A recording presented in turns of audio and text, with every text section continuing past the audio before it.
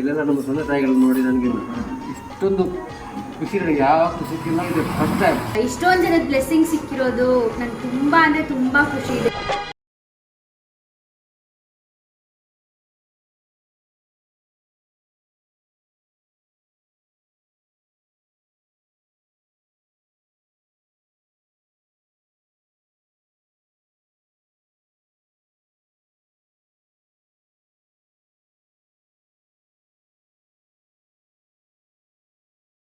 ನೋಡಿ ನಮಗೆ ಒಂಥರ ನೋವು ಅಂತೀವಿ, ಇದೆಲ್ಲ ನೋಡಿದ್ರೆ ನಮ್ಗೆ ಯಾವುದು ಅಲ್ಲ. ಬರಬೇಕು ಈಗ ನೋಡಿಕೊಂಡು ನಮ್ಮ ಕಷ್ಟಕ್ಕಿಂತ ಹೆಚ್ಚಾಗಿ ಇವ್ರು ನೋಡಿದ್ರೆ ನಾವು ಆರಾಮಾಗಿದ್ದೀವಿ. ಹೋಗಿ ನಮ್ಮ ಕೈಲಾಗಿದ್ದು ಮಾಡಬೇಕು. ತುಂಬ ಖುಷಿ ಆಯಿತು. ಅಂದರೆ ನೀವು ಎಲ್ಲರಿಗೂ ಸಾಕ್ತಾ ಇದ್ದೀರಲ್ಲ, ತುಂಬ ಖುಷಿ ಆಗ್ತಾ ಇದೆ.